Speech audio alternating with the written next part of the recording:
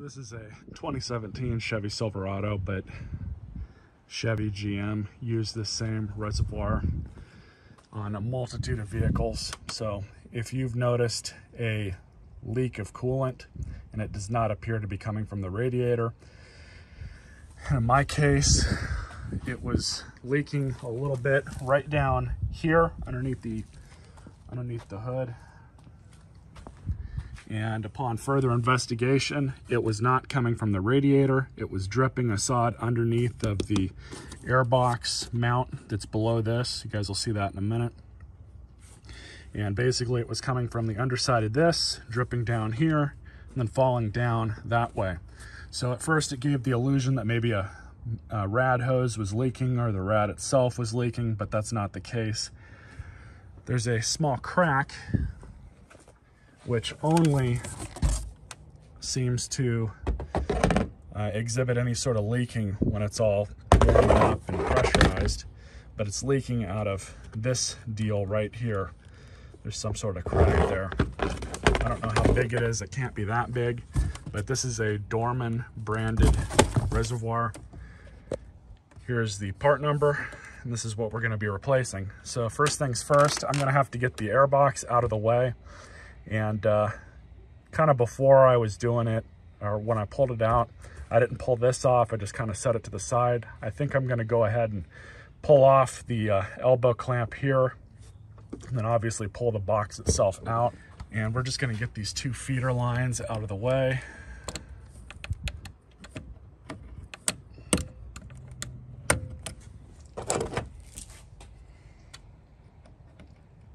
Kind of a weird clamp. But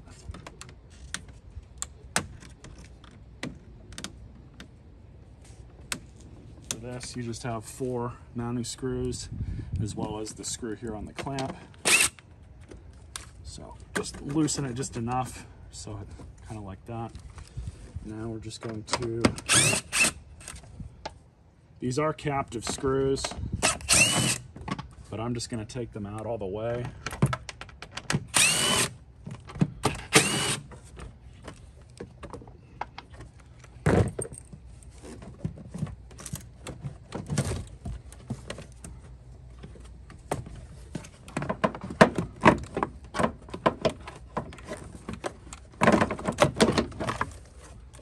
As I mentioned earlier, just flop it aside.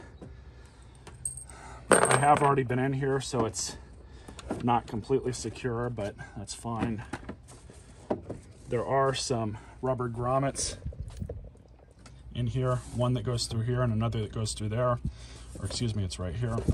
But I've already gotten it taken out, but there's a couple mounting ones on this side, and they just kind of pop out. Take this whole box out. Here's a better look. That's one grommet, or that's one stud, that's another stud. So those just kind of pop out. Now we have a better look, and as you can see, this rag that I stuffed under here is full of coolant. So this thing's leaking. It's definitely leaking a lot more than I thought it was, because this thing is soaking wet. Now we can work at pulling this out. Okay, so this is a 10 millimeter. If you look at the tank here, we have this one, which I just removed. Then we have another one over here. So that's going to be down in here.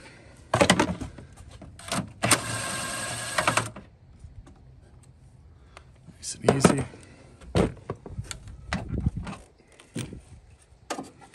Don't want to lose this fastener.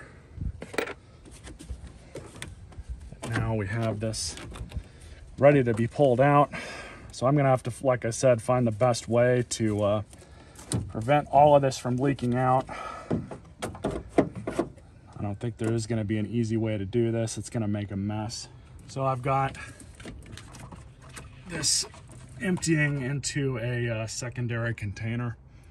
I'm going to have to go to AutoZone or Walmart and buy the proper coolant though, because this has got this Dexcool crap in it. I mean, I could flush it and put the green stuff in, but I don't know that I want to do that right now. Grab on the hose a bit, try and force some more coolant out, just so I can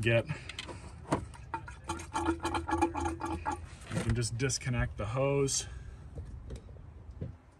from the bottom here. And there's not going to be much drama with leaking fluid. So let's see if I can get on there with my clamp pliers.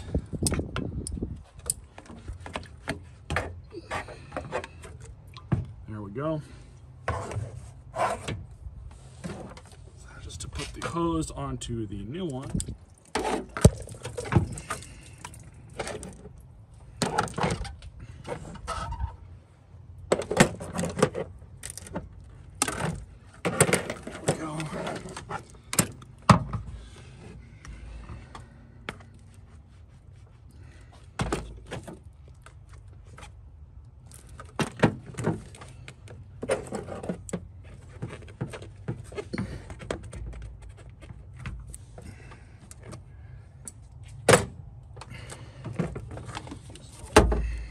As you guys can see, line that up just like that.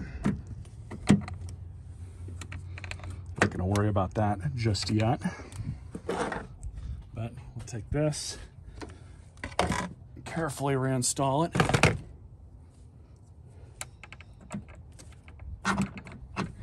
We got to make sure that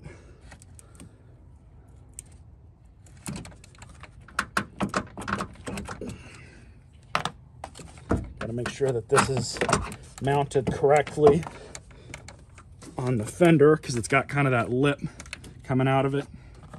You just want to make sure that's on there nice and straight. Just putting the nut on the stud. Doesn't need to be on there too tight. It is plastic after all. But now, make sure this is all lined up.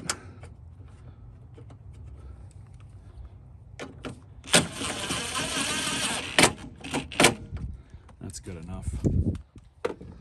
So,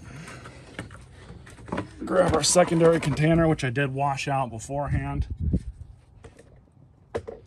And we're just going to funnel the coolant back in.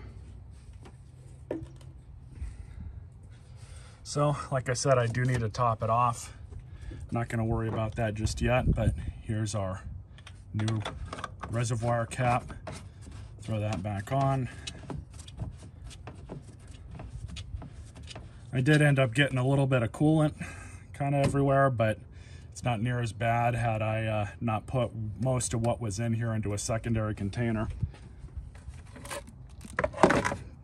So I'm just going to clean out. I'm going to clean out all the stuff that did spill with some isopropyl alcohol. Just spray it in there, let it kind of do its thing. And all right, so I accelerated the drying time with my electric blower. Let's put everything back together.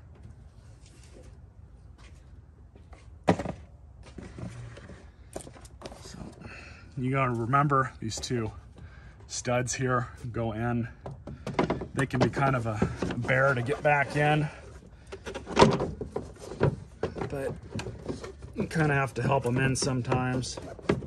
Okay, that one's in, that one's in. And then this last one over here is definitely a bit of a pain sometimes. I don't know how well the camera can see this, so all I'm gonna do is just gently pry up on it. Try and pull it on through. Put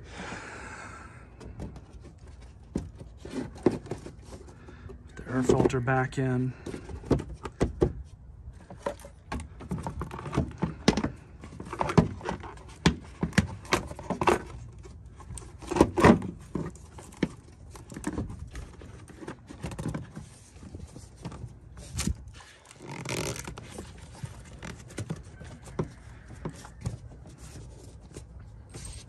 And these are just 8mm.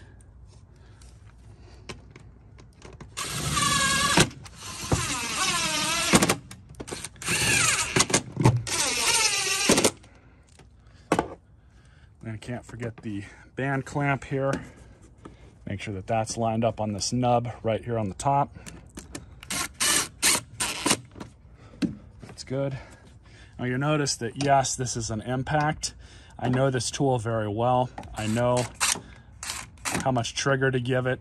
I also know by the sound and by how much resistance is on the tool itself when I'm putting something back together. Definitely, if you don't have much experience with an impact, do not use one for this type of thing. We'll just stick that back there.